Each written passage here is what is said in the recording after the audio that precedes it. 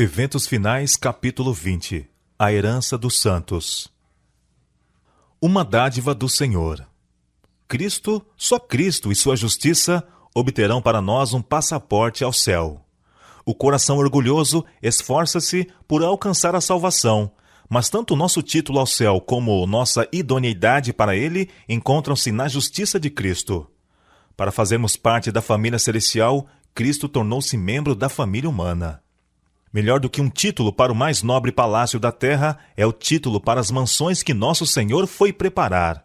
E melhor que todas as palavras de louvor terreno serão as do Salvador aos servos fiéis. Vinde benditos de meu Pai.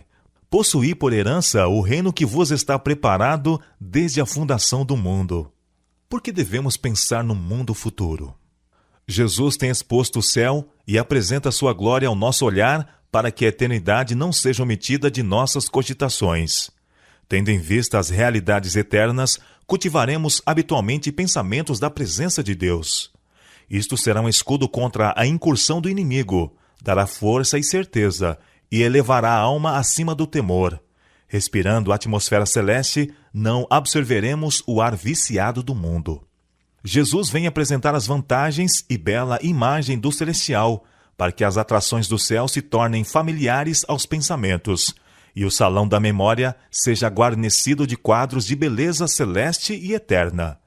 O grande mestre dá ao homem uma visão do mundo futuro, trá-lo com seus atraentes bens ao alcance da vista. Se ele pode fixar a mente na vida futura e suas bem-aventuranças, em comparação com os interesses temporais deste mundo, o chocante contraste fica profundamente gravado no espírito, absorvendo o coração e a alma de todo ser. Os motivos do cristão. Motivos mais fortes e instrumentos mais poderosos não poderiam jamais ser postos em operação.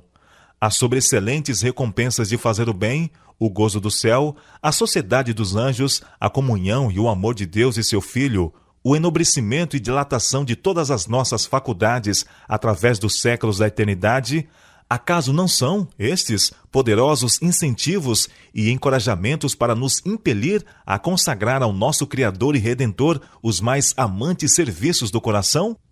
Se pudermos encontrar-nos com Jesus em paz e ser salvos, salvos para sempre, seremos os seres mais felizes.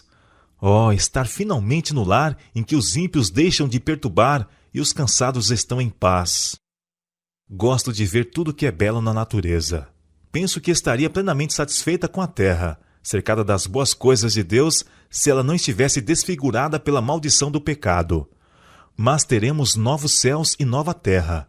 João viu isso em santa visão e disse: Então ouvi grande voz vinda do trono dizendo: Eis o tabernáculo de Deus com os homens. Deus habitará com eles. Eles serão povos de Deus, e Deus mesmo estará com eles. Apocalipse capítulo 21, verso 3. Oh, bendita esperança, gloriosa perspectiva! Um lugar real e tangível. Que fonte de alegria para os discípulos foi saber que tinham tal amigo no céu para interceder em seu favor. Por meio da visível ascensão de Cristo, foram alterados todos os seus conceitos e expectativas do céu. Anteriormente, seus pensamentos se haviam demorado nele como uma região de espaço ilimitado, habitada por espíritos sem substância. Agora, o céu estava relacionado com o conceito de Jesus, a quem haviam amado e reverenciado mais do que todos os outros, com quem haviam conversado e viajado, em quem haviam tocado, até mesmo o seu corpo ressuscitado. O céu não podia mais parecer-lhes um espaço indefinido e incompreensível, repleto de espíritos intangíveis. Consideravam-no agora como seu futuro lar, em que seu amoroso Redentor estava preparando mansões para eles. O receio de fazer com que a herança futura pareça demasiado material tem levado muitos a espiritualizar as mesmas verdades que nos levam a considerá-las nosso lar. Cristo afirmou a seus discípulos haver ido preparar moradas para eles na casa de seu Pai. Na terra renovada, os redimidos empenhar-se-ão em ocupações e prazeres que levaram felicidade a Adão e Eva no início. Será vivida a vida edênica, a vida no jardim e no campo. Glória indescritível. Vi a extraordinária amabilidade e glória de Jesus. Seu semblante era mais brilhante do que o sol ao meio-dia. Seu manto era mais alvo do que o branco mais claro.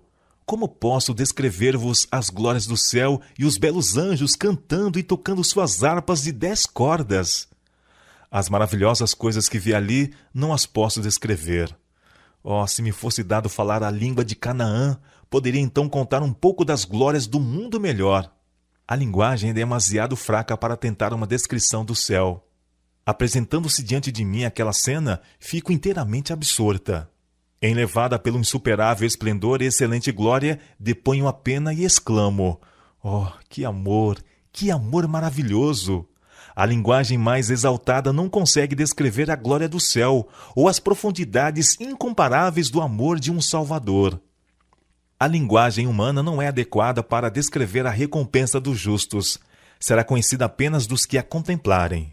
Nenhum espírito finito pode compreender a glória do paraíso de Deus. Se pudesse ter mesmo que uma só visão da cidade celestial, nunca mais desejaríamos morar outra vez na terra. Cursos de água, colinas e árvores. Ali vimos a árvore da vida e o trono de Deus. Do trono provinha um rio puro de água, e de cada lado do rio estava a árvore da vida. De um lado do rio havia um tronco da árvore, e do outro lado o outro, ambos de ouro puro e transparente. A princípio pensei que via 2 árvores. Olhei outra vez e vi que elas se uniam em cima numa só árvore. Assim estava a árvore da vida em ambos os lados do rio da vida. Seus ramos curvaram-se até o lugar em que nos achávamos, e seu fruto era esplêndido, tinha um aspecto de ouro, de mistura com prata. Existem torrentes sempre a fruir, claras como cristal, e ao lado delas, árvores ondeantes projetam sua sombra sobre as veredas preparadas para os resgatados do Senhor. Ali, as extensas planícies avultam em colinas de beleza, e as montanhas de Deus erguem seus altivos píncaros. Nessas pacíficas planícies, ao lado daquelas correntes vivas, o povo de Deus, durante tanto tempo peregrino e errante, encontrará um lar. Flores, frutos e animais. Vi outro campo, repleto de todas as espécies de flores, e quando as apanhei, exclamei: elas nunca murcharão. Em seguida vi um campo de relva alta, cujo belíssimo aspecto causava admiração. Era uma vegetação viva e tinha reflexo de prata e ouro quando magnificamente se agitava para a glória do Rei Jesus. Entramos então num campo cheio de todas as espécies de animais: o leão, o cordeiro, o leopardo, o lobo, todos juntos em perfeita união. Passamos pelo meio deles e pacificamente nos acompanharam. Dali entramos num bosque, não como os escuros bosques que aqui temos. Não, absolutamente, mas claro e por toda parte glorioso. Os ramos das árvores agitavam-se de um para outro lado, e todos exclamamos: moraremos com segurança na solidão e dormiremos nos bosques. Atravessamos os bosques, pois estávamos a caminho do Monte Sião. Estava sobre o monte um belo templo. Para embelezar o lugar, havia em redor do templo todas as espécies de árvores: o bucho, o pinheiro, o cipreste, a oliveira, a murta, a romanceira e a figueira, curvada ao peso de seus figos maduros, embelezavam aquele local. E vi uma mesa de pura prata. Tinha muitos quilômetros de comprimento, contudo nossos olhares podiam alcançá-la toda. Vi o fruto da árvore da vida, o maná, amêndoas, figos, romãs, uvas e muitas outras espécies de frutas. Pedi a Jesus que me deixasse comer do fruto. O vigor de eterna mocidade. Todos saem do túmulo com a mesma estatura que tinham quando ali entraram. Adão, que está em pé entre a multidão dos ressuscitados, é de grande altura e formas majestosas, de estatura pouco menor que o Filho de Deus. Apresenta assinalado contraste com o povo das gerações posteriores. Sob esse único ponto de vista se revela a grande degeneração da raça. Todos, porém, surgem com a louçania e vigor de eterna mocidade. Restabelecidos a árvore da vida no Éden há tanto tempo perdido, os remidos crescerão até a estatura completa da raça em sua glória primitiva. Se Adão, ao ser criado, não houvesse sido dotado de 20 vezes maior força vital do que os homens possuem agora, a humanidade, com seus presentes métodos de vida, que constituem uma violação da lei natural, já estaria extinta. Ninguém necessitará ou desejará repouso. Não haverá cansaço em fazer a vontade de Deus e oferecer louvores a seu nome. Sempre sentiremos a frescura da manhã e sempre estaremos longe de seu termo. A aquisição de conhecimento não cansará o espírito, nem esgotará as energias. O céu é todo saúde. Felicidade assegurada. Jesus ergueu o véu da vida futura. Na ressurreição disse ele: nem casam, nem são dados em casamento, mas serão como os anjos de Deus no céu. Homens há hoje em dia que exprimem sua crença em que haverá casamentos e nascimentos na nova terra. Aqueles, porém, que acreditam nas Escrituras não podem aceitar tais doutrinas. A doutrina de que nasçam crianças na nova terra não é parte da firme palavra da profecia. É presunção condescender com as suposições e teorias quanto a temas que Deus não nos deu a conhecer em sua palavra. Não necessitamos entrar em especulação relativamente ao nosso estado futuro. Os obreiros de Deus não devem gastar tempo especulando quanto às condições que hão de reinar na nova terra. É presunção ocupar-se com suposições e teorias relativamente a assuntos que o Senhor não revelou. Ele tem tomado todas as providências para nossa felicidade na vida futura, e não nos compete especular quanto a seus planos a nosso respeito. Não devemos calcular as condições da vida futura pelas desta vida. É preservada a identidade dos remidos. A ressurreição de Cristo era um símbolo da final ressurreição de todos quantos nele dormem. O semblante do Salvador ressuscitado, sua maneira, sua linguagem, tudo era familiar aos discípulos. Como Jesus ressurgiu dos mortos, assim hão de ressurgir os que nele dormem. Reconheceremos nossos amigos da mesma maneira que os discípulos a Jesus. Talvez haja sido deformados, doentes, desfigurados nesta vida mortal, ressurgindo em plena saúde e formosura. No entanto, no corpo glorificado será perfeitamente mantida a identidade. Ressurgirá à mesma forma, mas estará livre de doenças e de todo defeito. Ela torna a viver, tendo as mesmas feições individuais, de modo que os amigos reconheçam uns aos outros. Ali conheceremos como também somos conhecidos. Ali, o amor e simpatia que Deus plantou na alma encontrarão mais verdadeiro e suave exercício. Tez rosada e vestimenta de luz. Quando saiu das mãos de seu Criador, Adão era de elevada estatura e de bela simetria. Era mais de 2 vezes mais alto do que os homens que agora vivem na terra, e bem proporcionado. Suas feições eram perfeitas e belas. Sua tez não era branca nem pálida, mas rosada, brilhando com o precioso matiz da saúde. Eva não era tão alta como Adão. Sua cabeça chegava-lhe um pouco acima dos ombros. Ela também era nobre, de perfeita simetria e muito bela. Esse casal que não tinha pecados não fazia uso de vestes artificiais. Estavam revestidos de uma cobertura de luz e glória, tal como a usam os anjos. Enquanto viveram em obediência a Deus, esta veste de luz continuou a envolvê-los. A alegria de ver nossa família no céu. A cada lado do portão vemos uma comitiva de anjos, e ao por ele passarmos, Jesus diz: Vinde, benditos de meu Pai, possuí por herança o reino que vos está preparado desde a fundação do mundo. Aqui nos diz ele que somos participantes de seu gozo. E qual é? É o gozo de ver o trabalho de vossa alma, pais. É o gozo de ver que os vossos esforços, mães, foram recompensados. Aí estão os vossos filhos, a coroa da vida está sobre suas cabeças. O maior dom de Deus é Cristo, cuja vida é nossa, pois nos foi dada.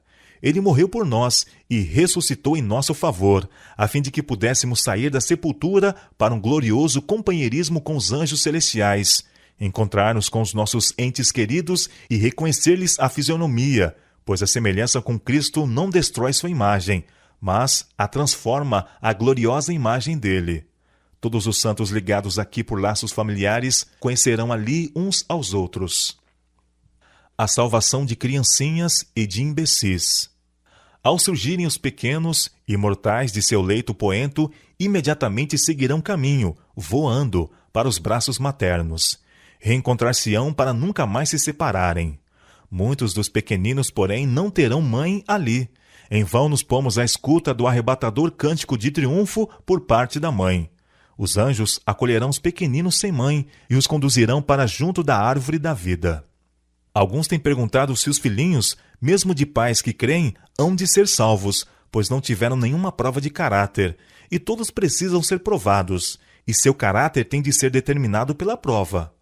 É feita a pergunta: como podem as criancinhas ter este teste e prova? Respondo que a fé dos pais que creem protege os filhos, como sucedeu quando Deus enviou seus juízos sobre os primogênitos dos egípcios. Não podemos dizer se todos os filhos de pais descrentes serão salvos, porque Deus não tornou conhecido seu propósito a respeito desse assunto, e convém que o deixemos onde Deus o deixou, e que nos demoremos em assuntos elucidados em sua palavra. Quanto ao caso de A, vós o encarais como é agora, e deplorais sua simplicidade. Ele não tem consciência do pecado. A graça de Deus removerá toda essa imbecilidade hereditária e transmitida, e ele terá uma herança entre os santos na luz. A vós o Senhor concedeu santidade mental. Pelo que diz respeito à faculdade do raciocínio, A é uma criança, mas possui também a submissão e a obediência de uma criança. Homenagem às mães fiéis. Quando se assentar o juízo e os livros forem abertos, quando o bem-estar do grande juiz for pronunciado e a coroa de glória imortal colocada na fronte do vencedor, muitos erguerão essas coroas à vista do universo reunido e, indicando sua mãe, dirão: ela me fez tudo quanto sou, mediante a graça de Deus. Seus ensinos, suas orações foram abençoados quanto à minha salvação eterna. Os anjos de Deus imortalizam o nome das mães cujos esforços ganharam os filhos para Jesus Cristo. A recompensa do ganhador de almas. Quando os redimidos estiverem perante Deus, responderão ao chamado preciosas almas que ali estão por causa dos fervorosos e perseverantes esforços feitos em seu benefício, e das súplicas em intensa persuasão para que fujam para a fortaleza. Dessa forma, os que neste mundo têm estado a cooperar com Deus receberão a sua recompensa. Quando os portais daquela linda cidade lá do alto se revolverem nos seus luzentes gonzos e nela entrarem as hostes que observaram a verdade, coroas de glória ser-lhes-ão colocadas sobre a cabeça, e eles atribuirão a Deus honra, glória e majestade. E naquela ocasião alguns se aproximarão de vós, dizendo: não fossem as palavras que me proferistes bondosamente, não fossem vossas lágrimas, súplicas e diligentes esforços, e eu nunca teria visto o rei na sua formosura. Que recompensa é essa? Quão insignificante é o louvor de seres humanos nesta vida terrena e transitória, em comparação com as infinitas recompensas que estão reservadas aos fiéis na futura vida imortal. Nossos traços de caráter não se alterarão. Se quereis ser santos no céu, precisais ser primeiro santos na terra. Os traços de caráter que acalentais na vida não serão modificados pela morte ou pela ressurreição. Saireis da sepultura com a mesma disposição que manifestastes em vosso lar e na sociedade. Jesus não altera o caráter em sua vinda. A obra de transformação tem de ser efetuada agora. Nossa vida diária está determinando o nosso destino. Precisamos arrepender-nos dos defeitos de caráter, vencê-los pela graça de Cristo e formar um caráter simétrico nesse período de prova, a fim de que sejamos habilitados para as mansões lá do alto. A calma e afetuosa atmosfera do céu. A paz e a harmonia das cortes celestiais não serão perturbadas pela presença de alguém que seja rude ou indelicado. No céu tudo é nobre e elevado. Todos buscam o bem e a felicidade dos outros. Ninguém se importa e preocupa consigo mesmo. A principal alegria de todos os seres santos é ver a alegria e a felicidade dos que se encontram em seu redor. Parecia-me estar ali onde tudo era paz, aonde não podiam chegar os turbulentos conflitos terrestres. O céu, um reino de justiça em que se congregam todos os santos, puros e bem-aventurados, milhares de milhares e milhões de milhões, vivendo e andando em ditosa e pura intimidade, louvando a Deus e ao Cordeiro assentado sobre o trono. Suas vozes estavam em perfeita harmonia. Eles nunca fazem algum mal uns aos outros. príncipes do céu, os potentados desse vasto domínio apenas são rivais no bem, buscando a felicidade e alegria uns dos outros. O maior ali é o menor no amor próprio, e o menor é o maior em sua gratidão e profundidade. Ali não há tétricos erros para obscurecer o intelecto. A verdade e o conhecimento, claros, vigorosos e perfeitos, têm afugentado todas as dúvidas, e nenhum laivo de dúvida lança sua funesta sombra sobre os seus ditosos habitantes. Vozes contenciosas não perturbam a suave e perfeita paz do céu. Seus habitantes não conhecem tristeza, desgostos e lágrimas. Tudo está em perfeita harmonia, em perfeita ordem e perfeita felicidade. O céu é um lar em que a simpatia está viva em todo o coração e é expressa em cada olhar. Ali reina o amor. Não há elementos dissonantes, nenhuma discórdia, contenda ou guerra de palavras. Não haverá tentação e pecado. Nenhuma árvore da ciência do bem e do mal oferecerá oportunidade para a tentação. Não haverá ali tentador, nem possibilidade para o mal. Ouvi aclamações de vitória dos anjos e dos santos remidos, os quais ressoavam com 10 milhares de instrumentos musicais, porque não mais deveriam ser molestados e tentados por Satanás, e porque os habitantes de outros mundos estavam livres de sua presença e tentações. Comunhão com o Pai e com o Filho. O povo de Deus tem o privilégio de entreter franca comunhão com o Pai e o Filho. O conheceremos face a face, sem um véu obscurecedor de permeio. Habitaremos para sempre com a sua preciosa presença e fruiremos a sua luz. Meu coração salta de alegria ante a animadora perspectiva. O céu é onde Cristo está. O céu não seria céu para os que amam a Cristo se ele não estivesse ali. Haverá íntima e eterna relação entre Deus e os santos ressuscitados. Lançando aos pés do Redentor as coroas que ele nos colocou sobre a cabeça e tocando nossas harpas de ouro, encheremos todo o céu de louvor àquele que está sentado no trono. Se durante esta vida forem fiéis a Deus, no final verão seu rosto e nas suas testas estará o seu nome. E qual é a felicidade do céu, se não a de ver a Deus? Que maior júbilo poderá ter o pecador salvo pela graça de Cristo do que contemplar a face de Deus e tê-lo por Pai? Comunhão com os anjos e com os fiéis de todas as épocas. Todo remido compreenderá o serviço dos anjos em sua própria vida. Que maravilha será entreter conversa com um anjo que foi a sua guarda desde os seus primeiros momentos, que lhe vigiou os passos e cobriu a cabeça no dia de perigo, que com ele esteve no vale da sombra da morte, que assinalou o seu lugar de repouso, que foi o primeiro a saudá-lo na manhã da ressurreição e dele aprender a história da interposição divina na vida individual e da cooperação celeste em toda a obra em prol da humanidade.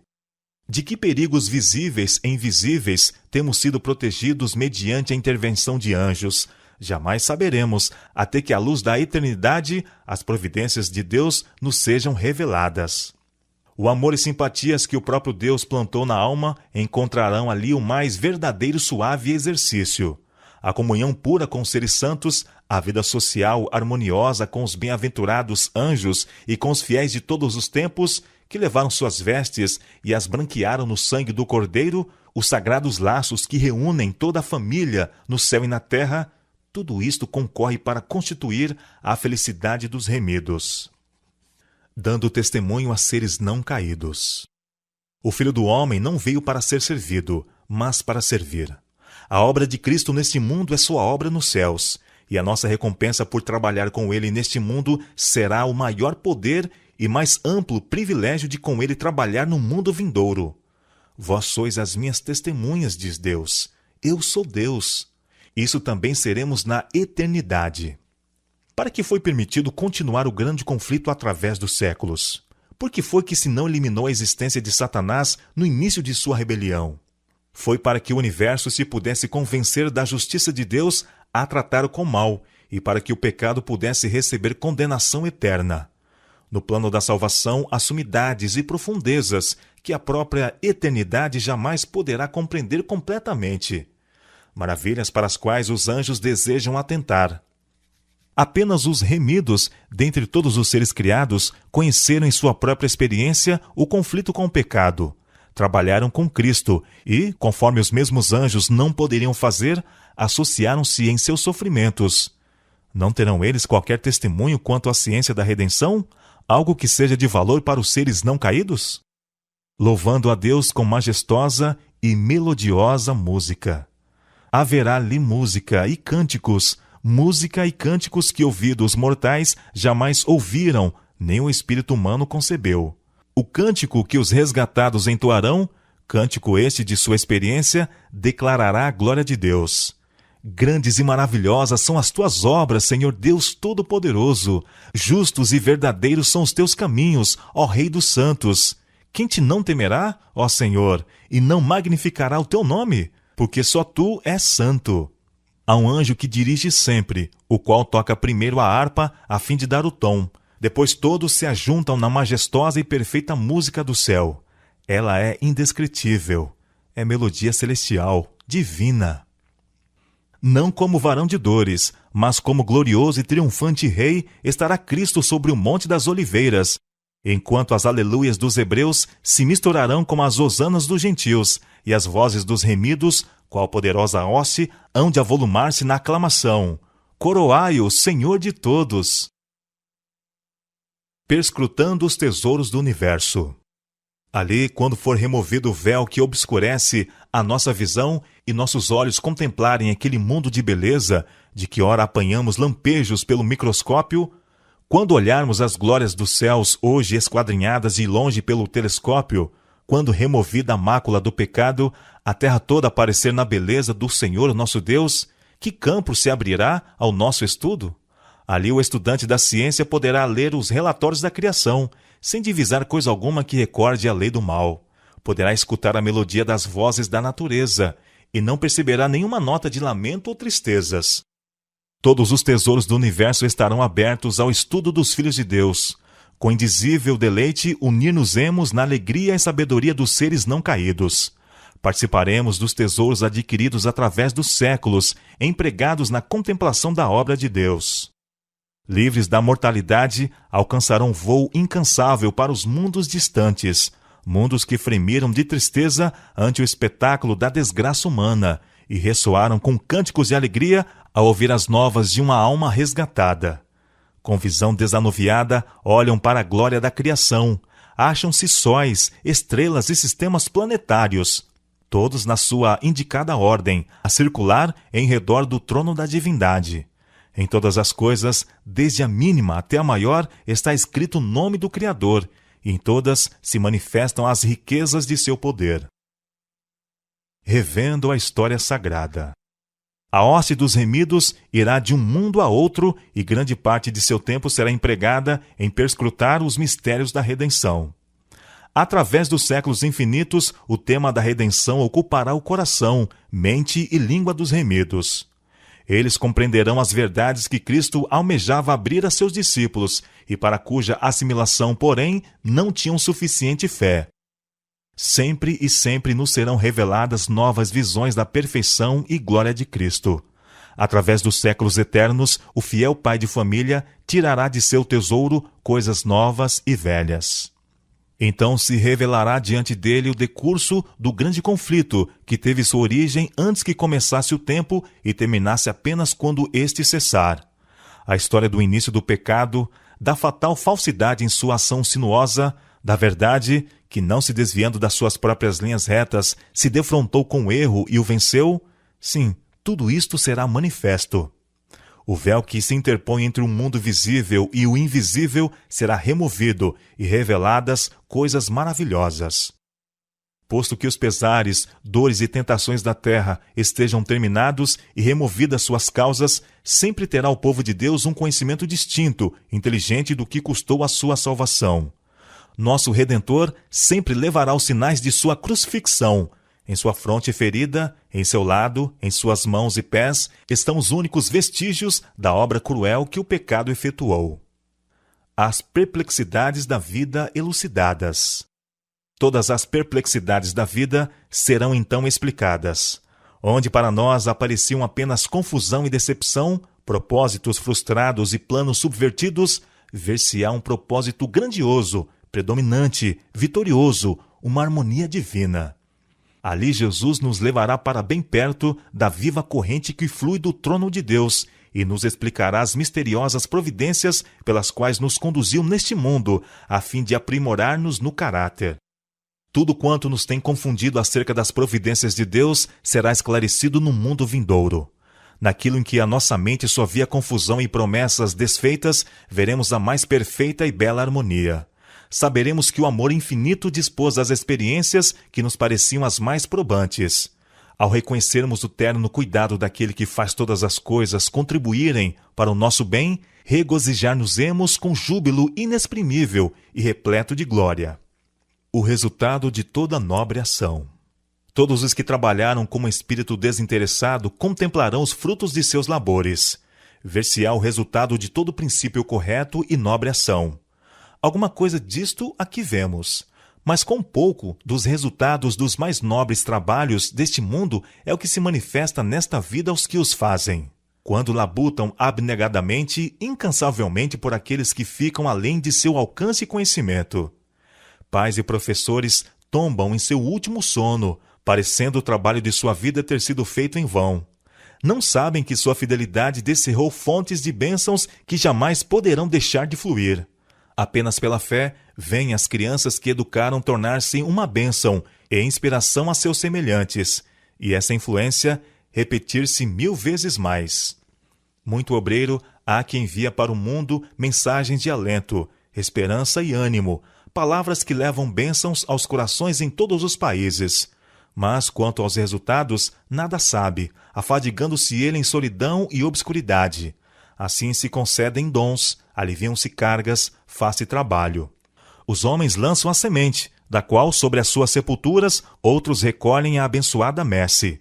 Plantam árvores para que outros comam o fruto. Aqui estão contentes, por saberem que puseram em atividade forças para promover o bem.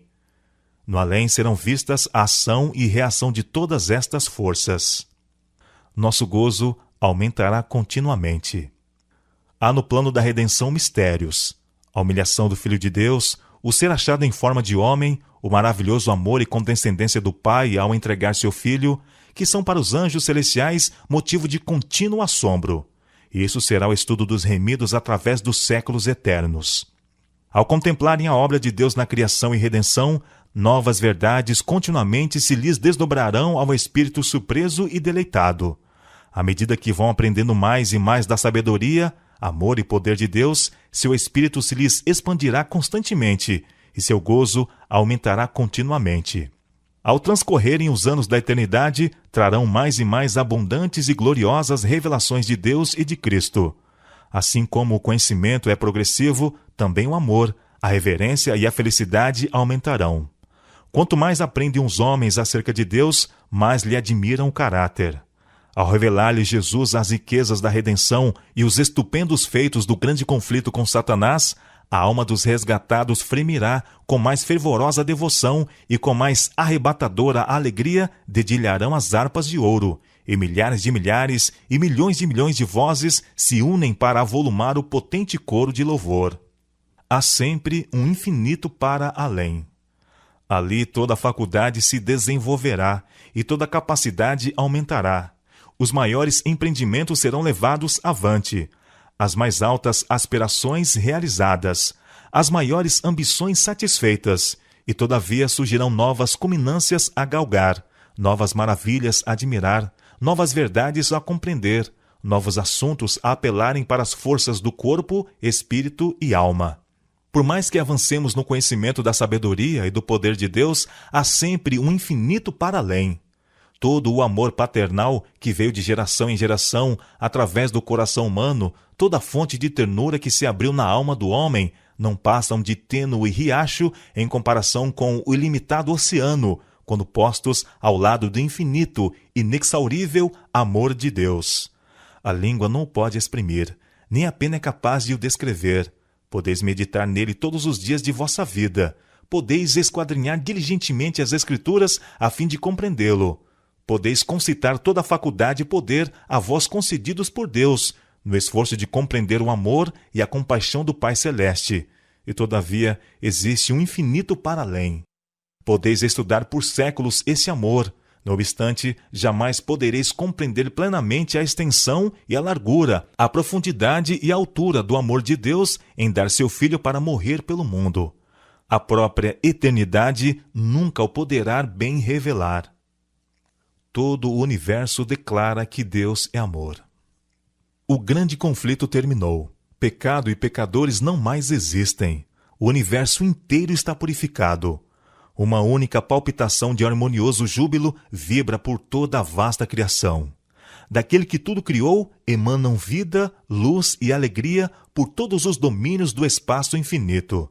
Desde o minúsculo átomo até o maior dos mundos, todas as coisas, animadas e inanimadas, em sua serena beleza e perfeito gozo, declaram que Deus é amor.